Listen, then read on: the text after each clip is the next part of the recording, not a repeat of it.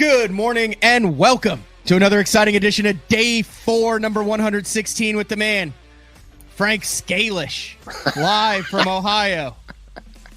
From Ohio in my national treasure, in my Hawaiian shirt, my Hawaiian shirt and Canadian smoke.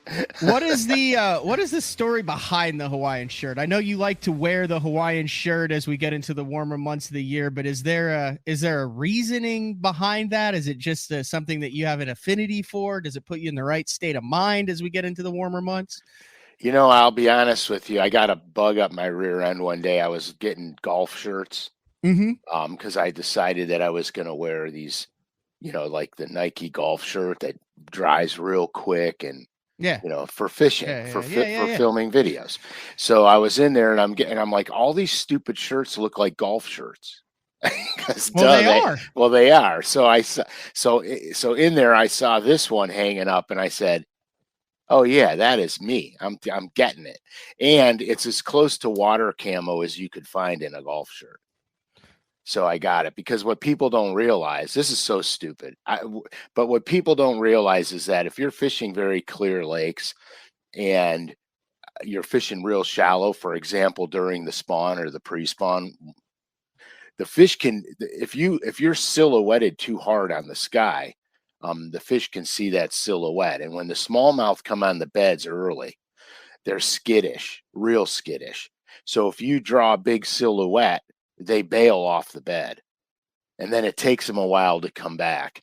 And so what I found is that if I wear shades of light blue, gray, nothing black, nothing, dark, and nothing bright like fluorescent orange, you know what I mean? Like LureNet had a hoodie, a fluorescent orange hoodie, which I like a lot, but I can never wear that when I'm fishing shallow, clear water, because it's like a beacon.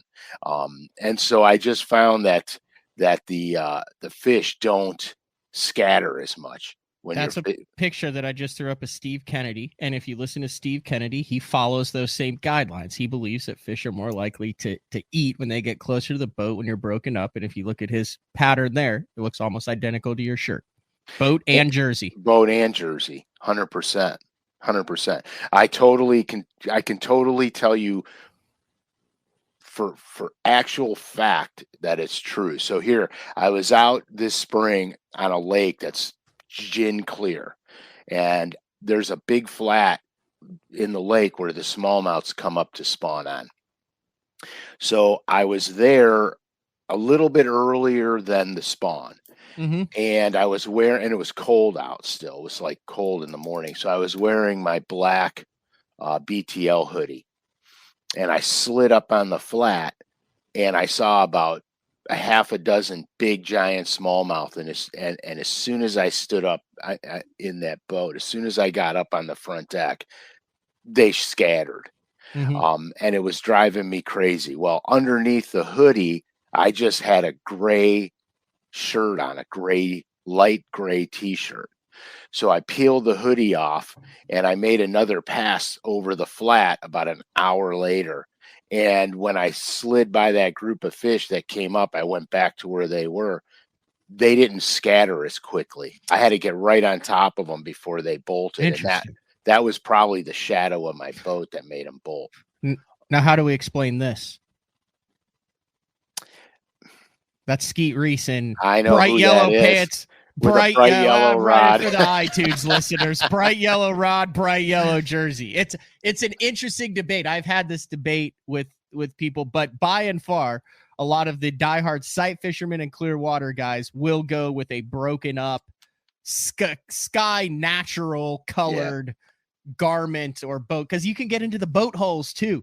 You have guys who swear on boat hull color based on the water clarity that they're fishing on, whether you want a black or whether you want a white or whether you want some other type of boat hull. Right. And that's a fact too, but it's a lot harder to change boat hull colors than a shirt. It is 100%. Today's topic, before we get into it, because we do have a little bit more to discuss before we get into the topic, is it's all about it's near and dear to my heart, Uncle Frank. I'm so glad we're doing this. It's all about we're doing Ned rigs, guys. We're doing finesse fishing. that we're going to actually have to do a two-parter because this is very in-depth. So today will be part one. Okay. And then part two. So the Bassmaster Open, I'm a little stressed out of this because it's basically what I would get. It's a home pond derby, Uncle Frank. Perfect. And you know how those go. You fished a few that you've had great success on Lake Erie, and there's just a different feel when you know you're going into a derby that you might have a little bit more under your cap than the majority of the field. So yeah, you do a little bit more prep, you spend a little bit more time, you make sure your I's are dotted and your T's are crossed. Yeah. Well, on your hometown lake, you have to, because here's what happens. You have so much knowledge on that body of water that you have a tendency to fall back on history. Yep. And a lot of times, if you're fish history, you're fishing the past. And that means you're not going to do well. There's a lot of guys that don't do well on their home lakes. And there's a few guys that really smoke them on their home lakes. You have to fish in the moment on your home body of water. The advantage you have, you and anyone else that's fishing their local lake, the advantage you have is if you're dialing in on a pattern, where there's 100 other places like that you can go. Where a guy who's not familiar with that body of water has to look for those places. There was a lot of tournaments that I fished when I was running Bassmasters. There was a lot of events that I fished where I've never been on the lake before until that event. And a lot of guys, that's their home body. You know what I mean? Mm-hmm. So you're competing with a big knowledge pool. And so what I would wind up having to do is do a lot of pre-fishing during the event, because as I was narrowing down patterns and figuring stuff out, I had to look for more of it during that event, because if you don't, you don't have enough to fish for the event. You know what I mean? So it's a real tricky game. What was that you put up there? Oh, I meant to put this one up that said, "I don't do well on any lake. Please help." I feel you there too. So here's what we're gonna do. We're gonna kick things off with part one of the Ned Dinger show today, and then next week, because we are only roughly an hour away from the studio, we're going to do a live Tuesday night. We've done this a couple times with great success. We can't do it Thursday because it's literally the actual derby day for me in the Bassmaster Open. But Tuesday night, June 13th, 7:30 p.m. Central Time. That's 8:30 Eastern, but it also then gives all those folks on the West Coast, that's 5:30 their time. So it gets them time to get home or get the kids to soccer practice or whatever and jump on it. So 7:30 Central Time next Tuesday. There won't be a day 4. It'll be day 4 on a Tuesday night, which makes no sense, but that's how we're doing it. And that'll be part 2 of the Ned Dinger show. Yeah. And listen, here, look, I started doing this Ned thing because the YUM Ned Dinger came out with a bunch of new custom colors on LureNet right now. They are available. And I really want these colors for smallmouth in the Great Lakes. The great thing about it is that I had to do a series of videos. So literally since Monday, Tuesday, Wednesday, I've been filming videos. Monday and Tuesday were with the Ned Dinger. Yesterday was with a Norman lure that's very near and dear to my heart. But anyhow, I put together this Ned show because there's a lot of factors that go into being successful Ned rig guy. So here, the first thing I'm going to say is if you're fishing the Ned rig and you're not catching big bass, you're probably fishing in the wrong place. Because I've caught a lot of very big bass on this thing, and I've noticed that it's all about location. You could take the Ned rig and it could save the day for you if you got to fill a limit out or, something like that. It could literally save the day for you. But to use it as a big fish technique, you have to target big fish. You're not going to, what I noticed was if I'm in an area with a lot of, let's say, pound and a halfers, they literally smoke it. They're fighting over it. They can't attack it fast enough. Okay. When you're in a bunch of small fish like that, if there is a big bass in the area, now that generally that can happen with largemouth a lot more than it does with spotted bass or with smallmouth, because especially Great Lakes smallmouth, they have a tendency to school by size class. But with largemouth, I've noticed that I'll cast out there, it'll be falling down, boom, I got one, and it's just bam, and you know you got one. With the big fish, it'll be falling down, and all of a sudden you go, man, I thought the water was deeper than that. And then you lean in on them, and you got a tank. That big fish there is the accidental big fish, because most of the fish around him are small. When you're around big fish, you're catching the big fish. So this show today, and actually the next show, the recorded episode, part 2. We're doing it live next Tuesday. I mean, live. I'm sorry, live. The live show next Tuesday is these two shows are important to me, because most of the time when I fish the Ned rig with the Ned Dinger, the small, normal Ned size bait, I'm usually fishing for spots or smallmouths in open water on deeper structure. Okay. So yeah, Tuesday I went out and filmed a video fishing a grass lake, relatively shallow, although it did have 30 plus foot water in it. But for the most part, the lake fish is relatively shallow. You're almost never deeper than 12 feet because it's predicated on grass depth. So the bass are done spawning. This was the coolest thing ever. So the bass are done spawning. So in order to target the bigger bass, all right, the post-spawn females, you have to go to the spawning areas. And then you have to work your way out from the spawning areas. We've done shows on this. We've done shows on this. The better of the location that you pick is going to put more early summer post-spawn females in that area that you're in. So I go to the lake. It's crowded, which surprised me because it was Tuesday. It was crowded. And a lot of the places that I would normally go to had a lot of traffic on them. So I avoided those places. So I picked a place that I knew had spawners going into them, and I tried to figure out where they were coming as they were coming out of this area. Where would they stage up? Mm-hmm. So here's a good. I have some illustrations and stuff. Oh heck yeah! I'll show you some details. So here's what you got to remember on grass lakes. The females, they're going to want to relax after this. They're beat. Their tails are all bloody. Half the tail's gone. The fish are concave bellied. I mean, you know 100%, not a doubt in your mind, that is a post-spawn female.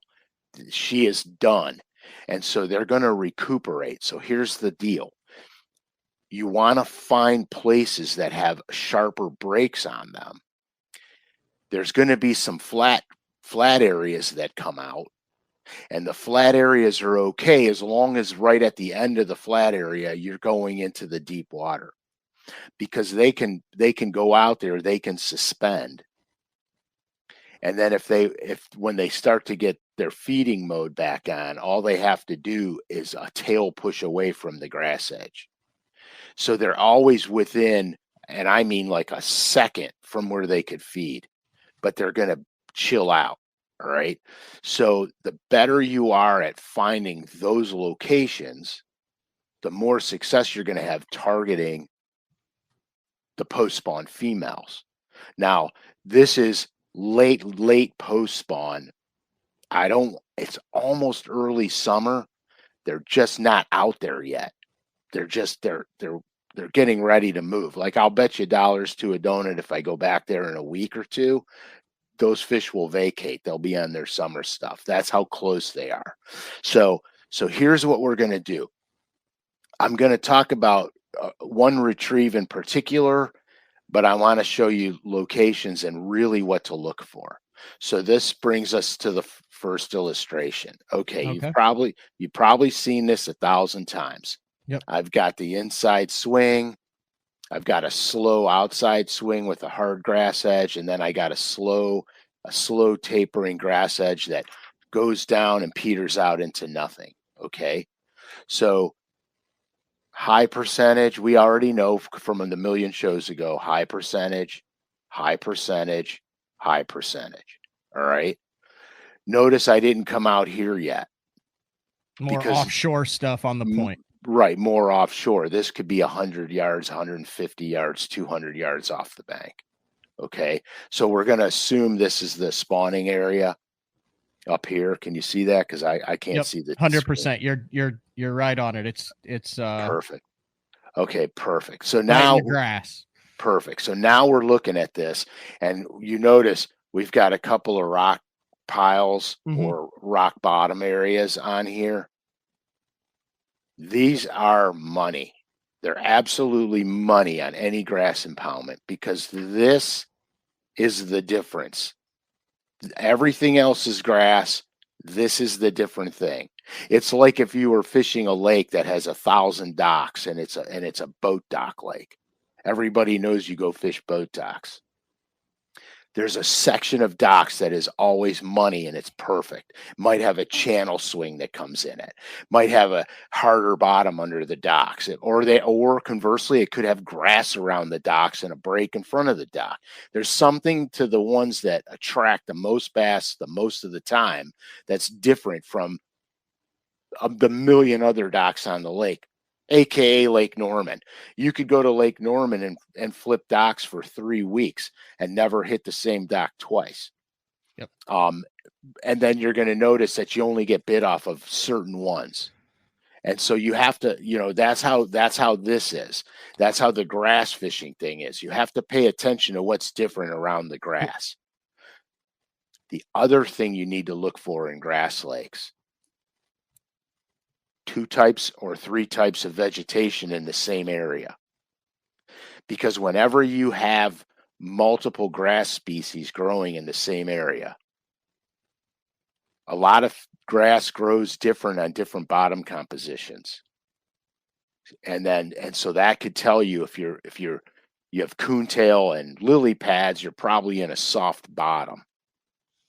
You get into cabbage grass, you're getting a little more rigid bottom. And then of course milfoil can grow in sand, not hard clay, but sandish, clayish type bottom structure. And milfoil is the magic grass in my opinion, although I've caught them crazy good in coontail and crazy good at the edges of the cabbage grass. So you want to pay attention to multiple types of vegetation. Go ahead. So this is where I ran into an issue with this, Frank, and it took me several trips up north before I figured it, and a lot of conversations with other people. Is you get out on the lake, you find that point, like if you hold that diagram back up, you have that, like you said, that could be a couple 100 yards offshore. The grass isn't completely all the way to the top, or if it is, and you start going, and every cast, you're like, okay, I'm looking for the rock in there. I'm looking for the difference. I'm looking for the hard spot. But every cast, you're getting bogged down. And there's guys that are out there in the middle, and you're looking around and you're going, how the hell are you catching fish doing this? That's going to be our next tip. Fantastic. I'm glad we were going down that, because it can be maddening to find something the size of the hood of your truck to the size of a in-ground swimming pool, but they exist, and there's ways to find them. So this is the key, and which will bring us to another diagram. So when I'm fishing the Ned, whether I'm using the Ned Dinger or a 5-inch YUM Dinger, because I Ned rig that a lot too. When I'm fishing grass, I use the absolute lightest possible Ned head I can and get away with. And when I say that, I mean if it's blowing 20 miles an hour, a 1/12 is going to kill you because you'll never get it to the bottom. The wind's going to swim it. So I want the lightest head possible.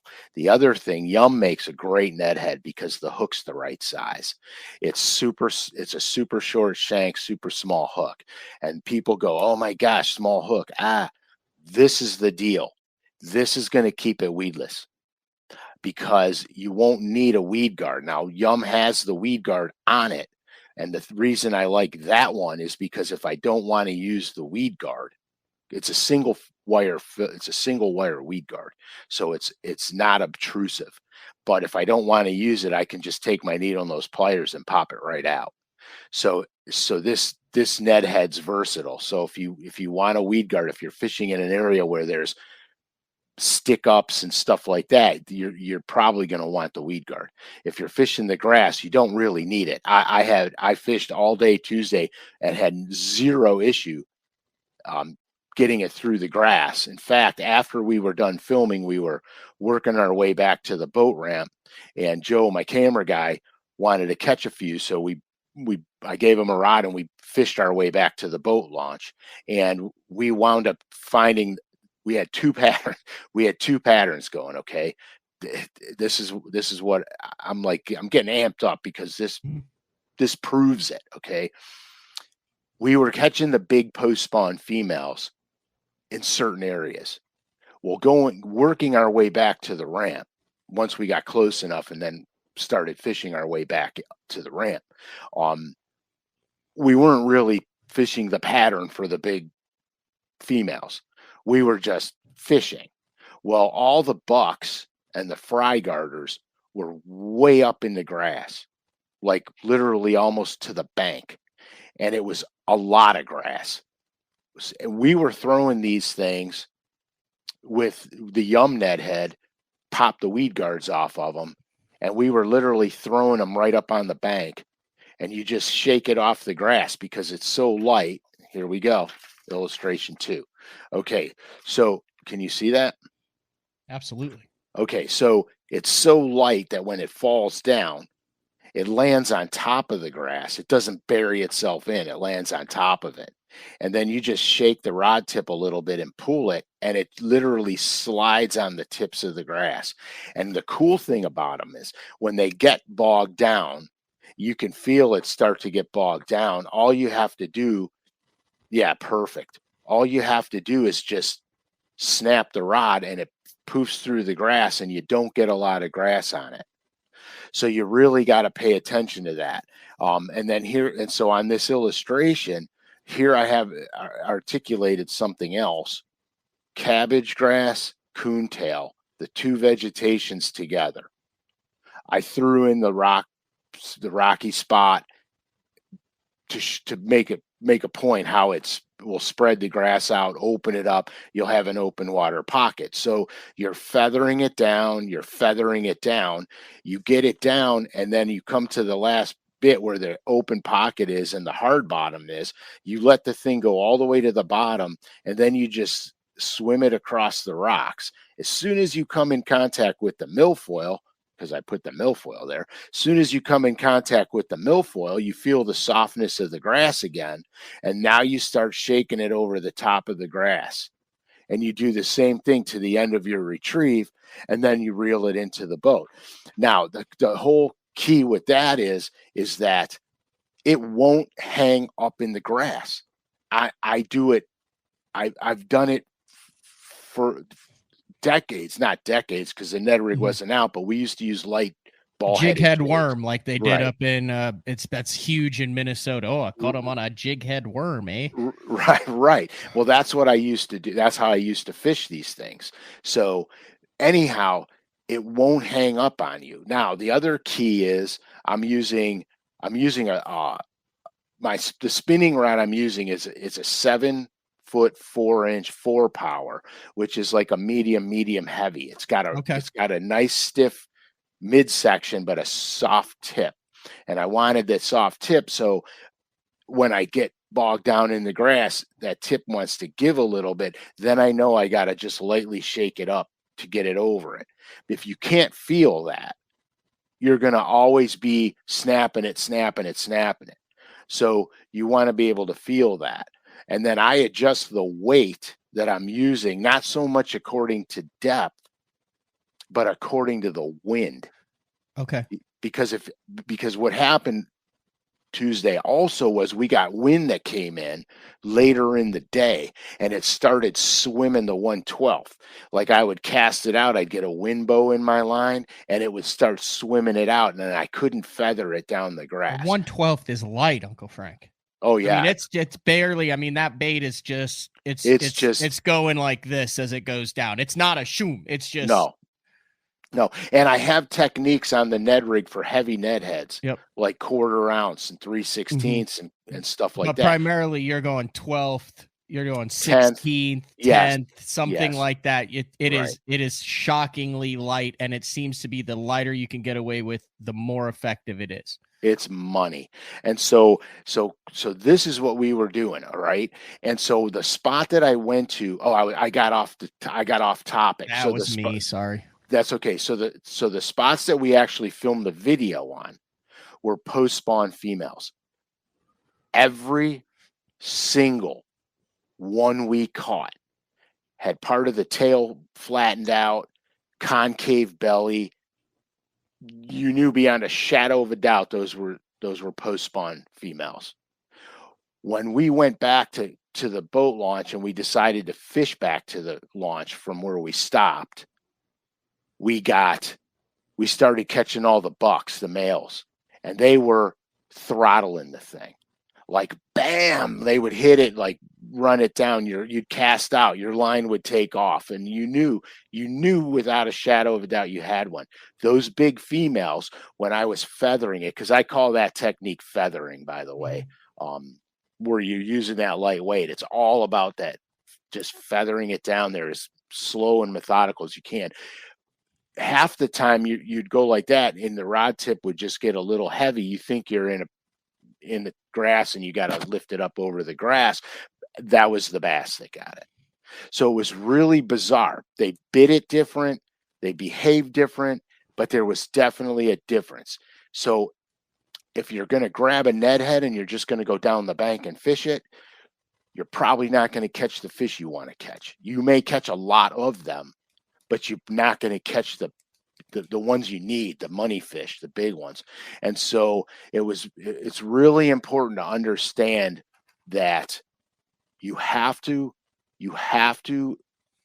go to those spawning areas and look around those spawning areas, not necessarily in the spawning area, but you have to find those areas that have the best deep water access, the right kind of grass, everything. And that's how you eliminate catching a lot of small ones. We actually left that spot. We left it to go look at some other places, and wound up going back there to finish up the video because there were too many smaller males in all the other spots that we were looking at. So it's very important to understand that.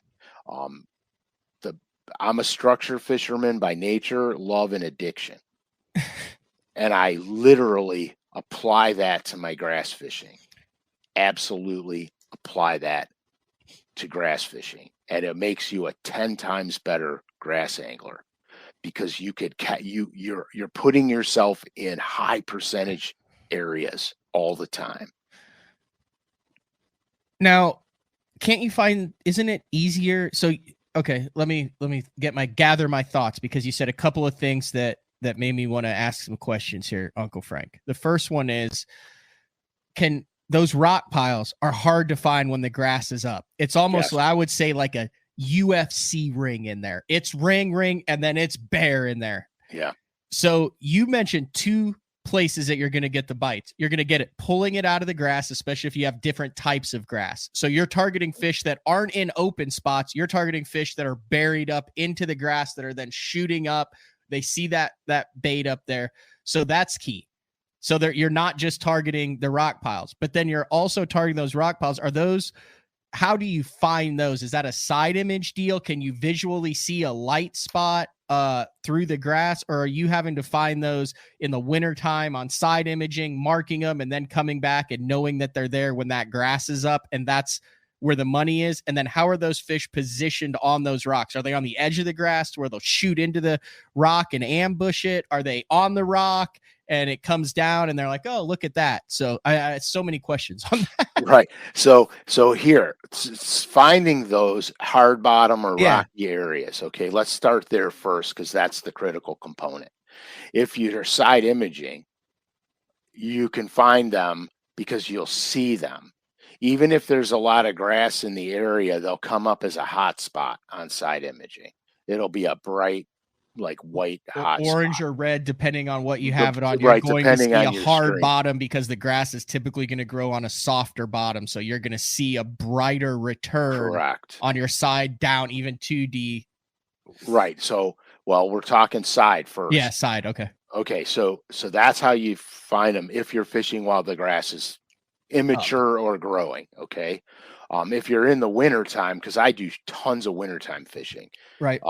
It's easy to find them then. You could find them on 2D, you could find them on side imaging. It's easy then. So let's go 2D sonar. 2D sonar is tricky because you have to get on top of them to find them. And so you have to be very meticulous when you're working a break line on 2D sonar. You're going to go, you're literally going to run your sonar, and this is what your track line is going to look like. I'm not going to draw the bottom. I'm just going to draw. Fine. I'm just going to draw the track line. This is what my track lines look like when I do my 2D sonar work. No matter what I'm looking for, structure or grass or whatever, this is what my track line will look like. Very calculated as far as you're making sure you're not missing any big patches. So you're basically checkerboarding it.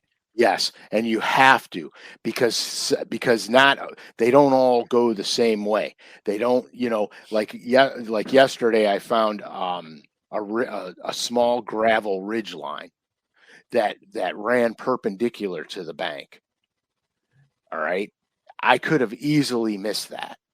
Mm-hmm. If I made wide. Is this natural stuff, or is this man-made stuff from where they dug out a channel, a canal, something, dumped a truckload of rock? The finger I found yesterday was actually on a reservoir, so it was flooded, whatever it was. Flooded.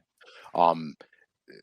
But if you're too far apart on your boat swings, you could literally miss it by a foot and never find it on 2D sonar. So you have to, when you're using your 2D, this is what people used to go crazy. They go, you idle for days. And I'd be like, yeah, because I had 2D sonar, and I literally did work. I mean, I was out there, and when I start finding something, I tighten my boat path, especially on the Great Lakes, looking for glacial grooves and stuff. If you're not tight, you could miss something. So it takes a long time on 2D sonar. Now, side imaging, it doesn't take as long. You can make a couple of 60-foot swings because you're going 60-60 on each side if you're running both windows. Sometimes I'll turn on just the right side or just the left side, depending on what I'm looking for, because it comes in bigger and you get better detail. So it just depends. But with side imaging, you can make your parallel view. And here, I'll tell you something else really cool.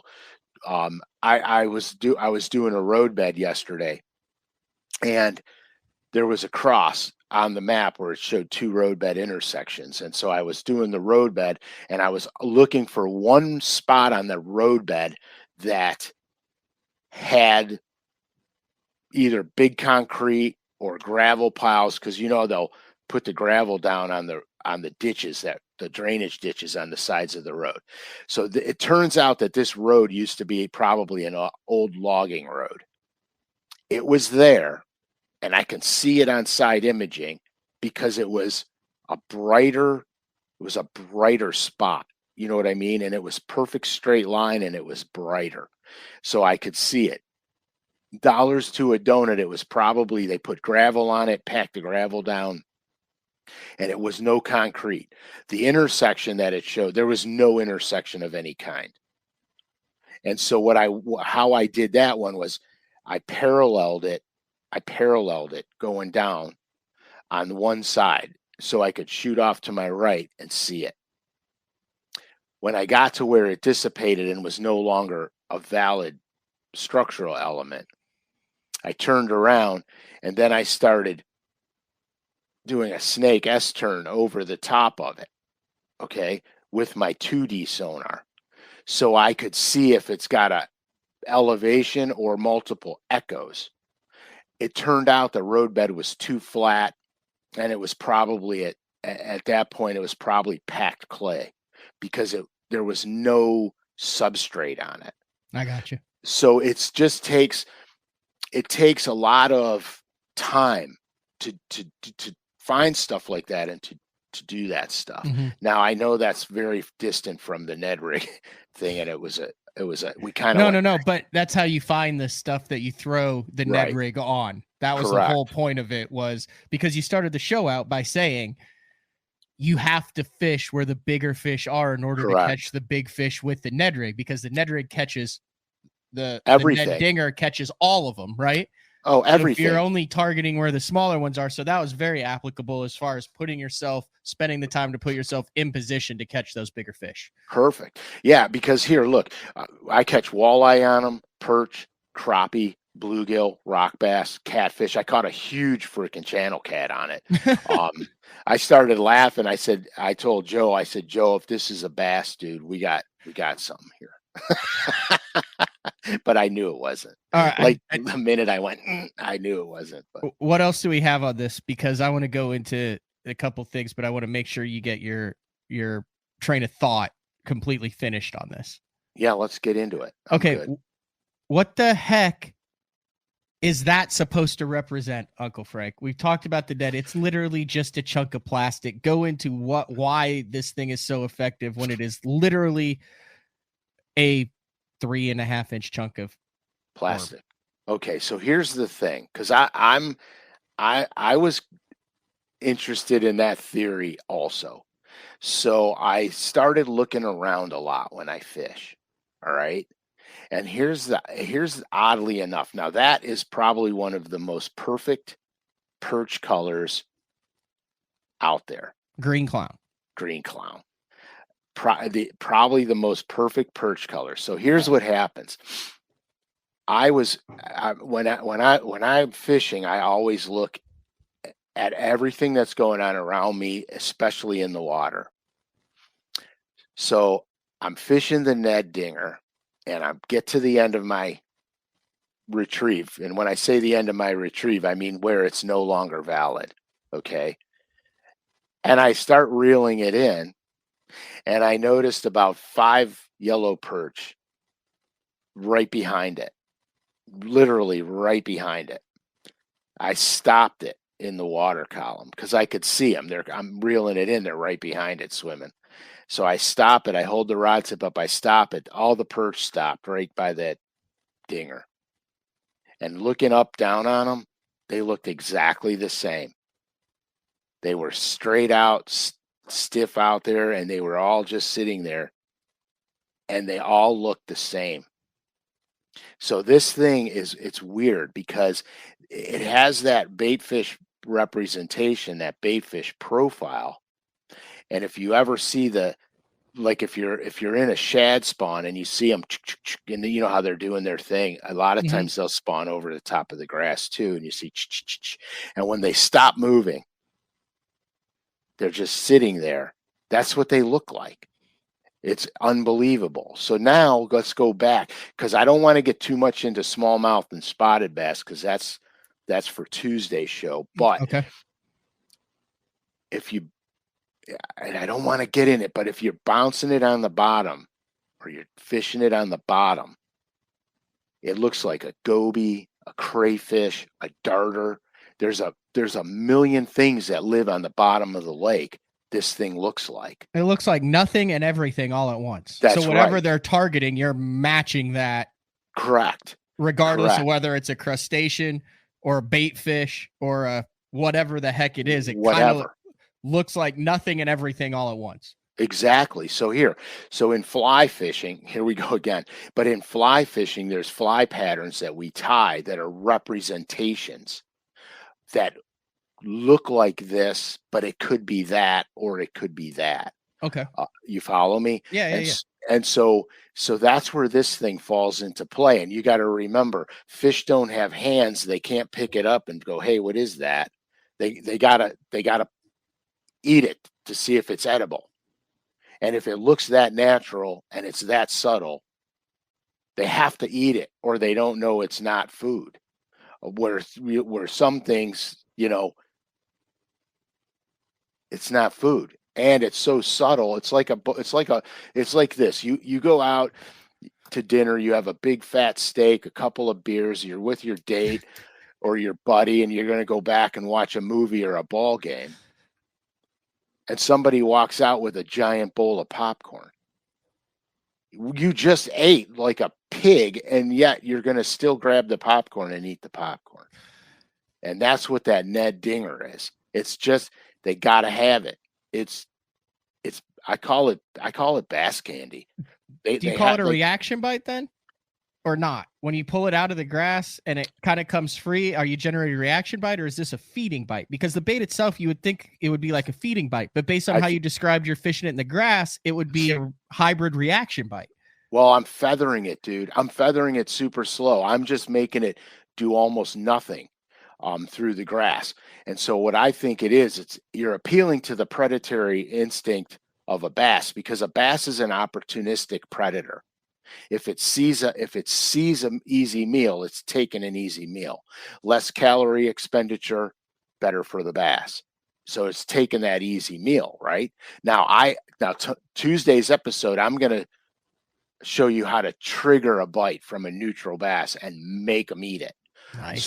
So there's other techniques. This feathering technique is by far one of my all-time favorite techniques because A, it's meticulous, B, it's very stealthy, and C, you have to pay attention to everything when you're fishing it. So have you gone through the colors? I know we mentioned, I just happened to pull up the green clown, but when you're talking about this primarily largemouth in the grass this time of the year, what colors are you going to make sure you have in your boat? Okay, for sure I'm going to have GB Haze, Elder's Magic. Hold on. There's GB Haze. And right next to Elder's Magic. Yep. And then you might as well just show all of them. Okay. Okay, so Northern Light, Green Clown, Northern Lights. All right. Green Clown is very perchy. That's the perch. A lot of the lakes up north have perch in them. Both the largemouth and the smallmouth eat the perch. But I've caught a lot more smallmouth on Green Clown on that perch representation than I did have largemouth. Northern Lights is probably pure bait fish. Okay. Could be shad, could be shore minnows, could be emerald shiners, could be, Cisco's, could be a lot of things. It is pure 100% bait fish. Spotted bass, smallmouth, I've always got Northern Lights on, and I've always got GB Haze on. 100%. So if you scroll to the next two colors, you're going to have probably Pumpkin Groove and Green Pumpkin Blue. Green Pumpkin Blue, GB Haze, Elder's Magic are my mainstays for largemouth. I do catch them on the other colors, but those are what I'm starting with. Watercolor might dictate a change. Pumpkin Groove, Northern Lights, Green Clown, those are predominantly my smallmouth colors. So it's not complicated. Elder's Magic can go either way. It's just not complicated. But I was really I'm really thrilled to see those colors in it because before they put those colors in the Ned Dinger, I was using the regular 5-inch. Just biting it down, or no, I was using the whole damn 5-incher, and then and when it got conditions got tricky, I would cut it down behind the segment. I got you. And just use the back section of it. The other thing you said, and you can see it in these pictures, is air bubble in the tail of the Ned Dinger to help it stand up. It stands up like a champ too. And then the cool thing is when I dye the tail chartreuse, if I'm going to do the chartreuse dye or the orange dye, I put the pen inside the bubble hole, and it gives it a real translucency, like almost like the tail of a bluegill or the tail of a perch. You know how it's got that color on it and you can see it. So it's really kind of cool. Yep. In stock right now, $3.49 a pack. And then if you use code BTL100 at lurenet.com at checkout, you can get an additional 15% off through June 30th. So you're looking at like $3 a pack for these things. Yeah, the BTL code ends June 30th. Just remember that for that. And then the finesse worms too, that are still there too. I did a show on the finesse worm too. That was pretty cool. We had a pretty good day fishing that thing too. I was fishing that on a flick shake. There it is right there. And the new colors in that worm: June bug red flake, mud fleck. Like I said, you've been through all these: Elder's Magic, right. GB Haze, green pumpkin, blue fleck, and dirt purple. Yeah. See, what people don't realize about that finesse worm is I drop shot that a ton for smallmouth and spotted bass, mostly smallmouth up here. Do you ever drop shot a Ned? Yeah. Dinger? Oh yeah. Yeah. Before they made the Ned Dinger, I was drop shotting the 3-inch dinger a lot. The 3 and the 4. A lot. On Champlain, I took a lot of money drop shotting finesse worms. They just wanted something a little skinnier, a little longer, and it moves more in the water. The finesse worm is just real leechy-like. It's real wormy-like on a drop shot. You mentioned open hook, by the way. You mentioned the hook on this. You're using a spinning rod. You're in the grass. You're in the cover. Walk us through how you're making sure that you have that hook sunk into the fish. What is your hook set method to get that fish out of the grass and into the boat? Okay, the thing is, I never crack a fish when I'm Ned rigging. I never drop to my knees and whack on them. All I do is tighten up the line and just lean on them real heavy. What I found, because the hook is tiny, and so here, when I fly fish for steelhead, even for snook and redfish and stuff, when I'm fly fishing for steelhead, I'm catching literally 8 to 12 pound fish on a hook that is 3 times smaller than that Ned hook.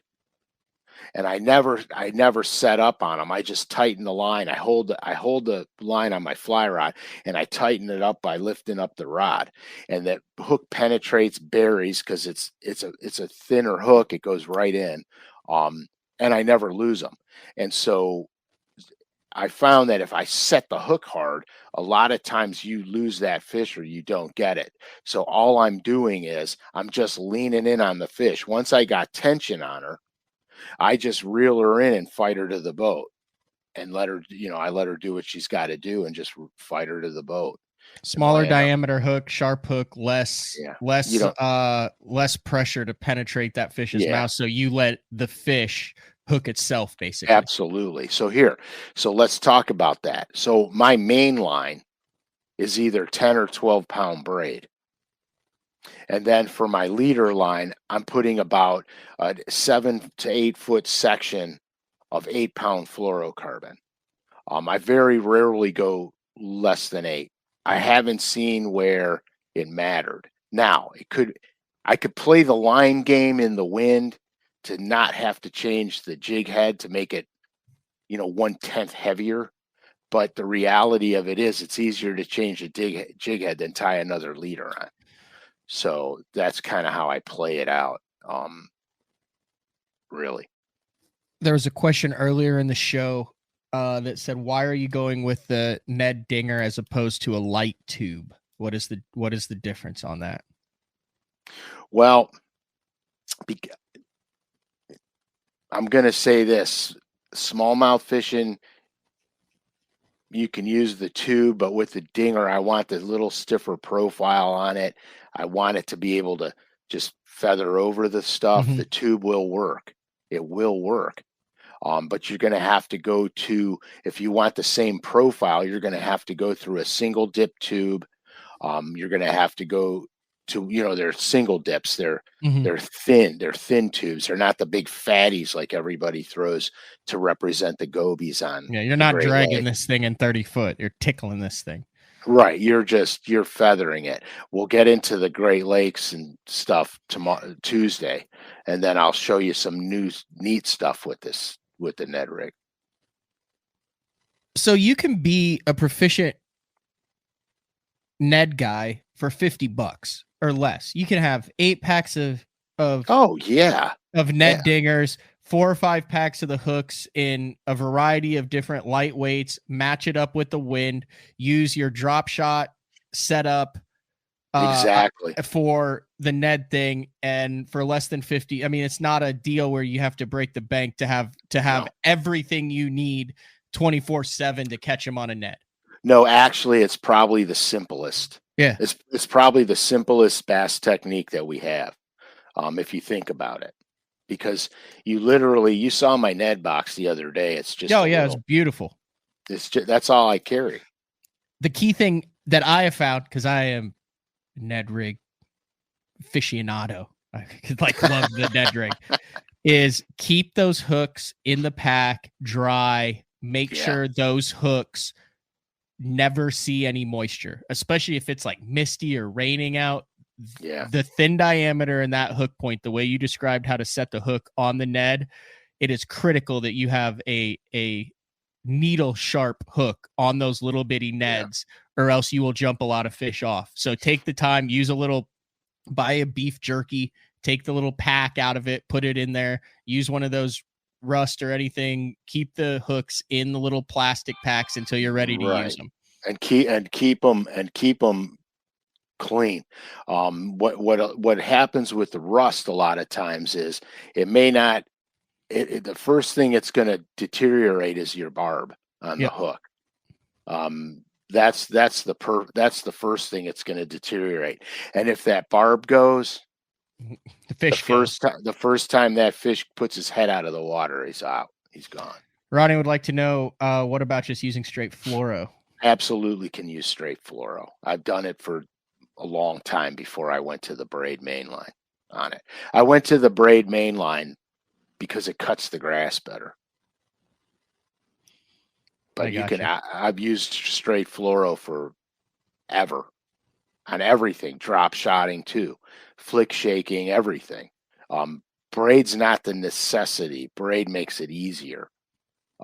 It makes it way easier. The thing with straight fluoro that you're going to achieve that you don't achieve with braid is if you get a loose line bite with braid, most of the time you won't feel the bite, because if braid is slack and loose, it doesn't translate the bite through the line unless there's a little, like a wind bow in your line with braid, you'll feel the bite. No wind bow, it's loose laying there, you won't feel the bite until you start to try to move it again. With straight fluoro, no matter what your line's doing, you're going to feel the bite.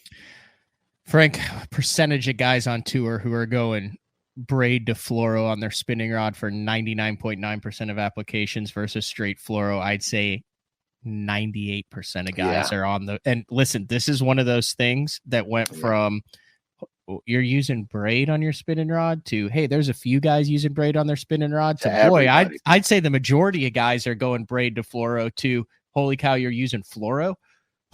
Like it's amazing to over a 3-year period to watch that shift, and it's not a fad. It's here. This is the way. It's for real. It is. You're right. It's for real. I switched all my spinning rods to braid to fluoro, every one of them. And here's another reason why: you eliminate line twist, and you're not spending $30 every time you got to respool your spinning rod. And the Ned will, if you're using fluoro, the Ned will twist your line, because as it falls, especially as it gets down, that thing spins, which is part of that death spiral, is part of the nuance and magic. As we opened the show talking about how many fish pick it up as it's falling. You talked about it during the suspended fish show 100%. About how many eat Ned. Quick little tip: if you're getting line twist on either your fluoro or your braid, just go out in the lake, open your bail, use the weight of the line to peel all of your line off of the spool down to the bottom, troll for 100 yards, and reel it back in. It will completely make your line like brand new. Yeah, I do it every 3 or 4 trips. Mm-hmm. You can use a micro swivel too.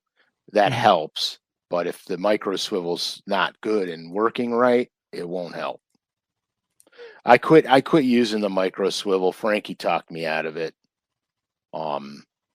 I got sick and tired of every time you have a break off or something. Tying 3 knots. Right. I was like, okay, I'm done with that. It's easier just to drag the line behind the boat and reel it back in. All right. What else we got? Because we do have a couple specials that I want to bring to everybody's attention before we wrap up part 1. Anything else on the kind of grass lake, primarily largemouth Ned Dinger show? No. I don't. It's not complicated. No, that's the beauty of the Ned. Right. It's so not complicated. Literally, it's all about you being in the right location to catch the right size of fish. That's all it is.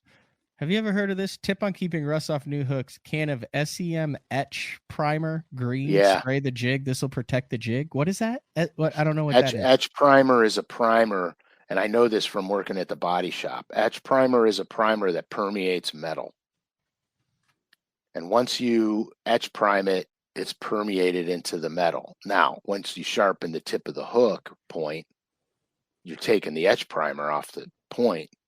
But you can do that. And it comes in black, olive drab. And the cool thing about etch primer is it dries flat. Really? Yeah, it dries flat. Never heard that. That's a cool little. Yeah, it's a messy proposition if you're gonna spray it on all your stuff. But okay. But he's right. He's 100% right. Learn something new every day. Well, every time I paint my jig heads, I etch prime them first. Okay. It gives your paint better adhesion characteristics. Father's Day is coming up. There's a 50% off sale going on at lurenet.com. The code will not work for the 50% off stuff, but there it is right there. And if you look at it, there's a bunch of cool stuff. There's crappie stuff. There's walleye stuff. There's bass stuff, frogs, blade baits, bluegill stuff, everything you could ever imagine on sale for the Father's Day sale. So when you're out checking the Ned Dingers, head over and check that out. Also, I do believe that I saw a new color in something that's probably going to get a little bit of use in Oklahoma here, and that is the new biffle bug in the Okie Dokie color. Yeah, that's pretty sweet color. That's where I'm from. Okie. And you're wobbleheading the crap out of that, aren't you? Oh yeah, 100%. Putting it on the 11/16, finding 3 to 6 foot of chunk and gravel, casting it out, and treating it like a crankbait. Right on. You ever flip that bait? I do not. I know that Tommy flips it. Yeah, it's a good flipping bait. Mm-hmm. Just FYI. I have not. Yeah, it's pretty now good. There is also, is there not? I believe I saw there's also a biffle bug designed for flipping with 2 sets of the legs on it. I believe there is the flipping biffle bug. Yeah. What else is there? It's still saying that there's a couple number 7s in stock. Is that still accurate? It says it's in stock. If you want to get your 7s, I will have this on it. You follow in the Bassmaster Open. There's a little magic color in there that they really like out there. So nice. I will have one of those tied on. I ordered them just like everybody else. Did you order them too? Oh yeah, I ordered a half a dozen of them. Yep. So, yeah, because I want to fish with them, and I only one I have left is my one original. You don't want to do that. And really cool. Really appreciate if you guys have ordered color 7. and you've been out and you have been catching fish on it. Literally, Frank and I share these, screenshot them, share them with each other. Really cool to see color 7s in smallmouth, largemouth, and spotted bass faces. Yeah, I mean, I've gotten a couple pictures already from a handful of guys that are catching them on number 7, which is really cool. Very cool. Part 2 of this is where you're going to dive more into the smallmouth, the Great Lakes, the rock, the heavier Neds, all sorts of stuff like that. Yeah, the part 2 is I like part 2 of this, and I have a couple of techniques that are actually derived from old ledge fishing stuff. Really? Yeah. Now, you know my Great Lakes Ned experience, right? No, do tell. We'll have to get into this next week, but this is why I'm interested in this. Every once in a while, you have something happen that makes you go, wow, subtle differences lead to drastic results. Because sometimes you go out and you're like, dude, if there's fish there, he's going to eat it. It doesn't really matter what this stuff is. And then something will happen that will say, man, you have to be so detail oriented because it is the difference between nothing and everything. That's true. I mean, look at the guy who first burned a crankbait at Mach 10. Yeah. He was probably, what happened was he was probably reeling it in to make another cast and cranking it in at, Mach 10 to make another cast, and got the rod pulled out of his hand. He's like, holy shit, they want it fast. That guy's name was Kevin. And or David. Exactly. Exactly. But there was a subtle difference that I made on the Great Lakes at a Bassmaster Open. And I went 6 hours thinking these fish have moved. They are not here. To holy cow, I've been fishing right by them and they've been looking at it going, not what I want. Yeah. And I will talk about that technique, the techniques too, because I probably know what the story is now. And I'll save that story for Tuesday night, because like I said, it was a $3,500 discovery and it all went down in half an hour. Yeah. And it was a simple bait switch in the exact same areas that put a bait 12 inches different in the water column than the bait that I had been using for the previous 6 hours. Yeah, I've seen that a million times with smallmouth and spotted bass. Smallmouths and spots are very similar in behavior. They're very similar creatures. Not in the sense that, like, some of their habitat is overlap, some of it's not. There are going to be times of year when you'll have all three. If you got all three in the lake, they all three overlap for a little minute or two. So yeah, tomorrow, Tuesday's show is going to be interesting. I really am very happy that the spawn is over. I am so happy. I took an hour yesterday to, because I was on a lake I hadn't been on in probably 42 years, and I never put any time on it. I was there once in my life, and I said, well, they're probably not out here. Let's look for some offshore stuff, and the first little spot I came to, there was a few fish on it already, and that made me really happy. We're getting close. All right. Part 1, Ned Dinger show. I learned a lot today. I learned some stuff. Hopefully everyone else did too. Next week we will be live on Tuesday. No Thursday show. The Open will actually be going on, but Tuesday night, 7:30 p.m. Central Time, 8:30 p.m. Eastern Time. Frank will take a deep dive into the second half of the Ned Dinger show, and then we'll take some questions. Oh, yeah, lots of questions. Yeah, because there's a lot of guys who listen to this, who listen to the replay, who listen to it on iTunes or at work. They're not able to do it on a Thursday morning at 8:30 or 9:30 a.m. So, yeah, even if you have questions about today's show tomorrow, any questions tomorrow. I mean, Tuesday. Why do I keep saying tomorrow? I don't know. I'm ahead of myself. Friday, you got big weekend plans? No, I'm going to scrub my boat carpeting, and I got to get a new actuator for my trailer. The I don't know what it's called. Frankie's going to make fun of me now because he told me 500 times what it was. That's fine. I don't know the names for anything either. Yeah, hey, how was California? Sorry. Oh, yeah. Okay, so California was great because, you know, I got to hang out and spend time with my daughter and some of her friends. The traffic in L.A. Made me a real patient driver because now that I'm home, I'm like, where's all the traffic? I mean, you know, when it takes you an hour to go 11 miles every day, that's ludicrous. But the best time I had, aside from hanging out with my daughter and her friends, was getting out of the city, getting into the mountains, going to the coast. We watched the surfers for a while, and then we went and there's seals everywhere if you know where to go. So then we went down and, you know, checked out the seals, which was pretty cool. Some of the cliffs, I have a height issue. And so some of the cliffs, when you get to the edge, and it's 500 feet straight down, was a little tricky for me, but I did it anyway, because sometimes you just got to overcome your fears. No mountain lions? You didn't see any? Because that's cougar country, Frank. Yeah, I didn't know. We didn't see any. In fact, honestly, I was really disappointed in the lack of wildlife that I saw. I mean, obviously the lizard thing, yeah, they're everywhere. But I was really disappointed with I was looking for mule deer and stuff, and just never. I never saw it. Yeah, no, I think it's too crowded. Everybody hikes over there, dude.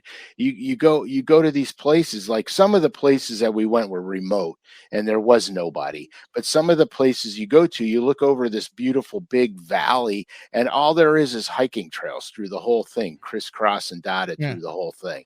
And it's like, man, give these animals a break. Now, I'll end the show on this. We've heard some of the tales of your boys, your sons, Frankie, Josh, of graduations, weddings, right? Things that have led to, for lack of a better term, recovery periods following that.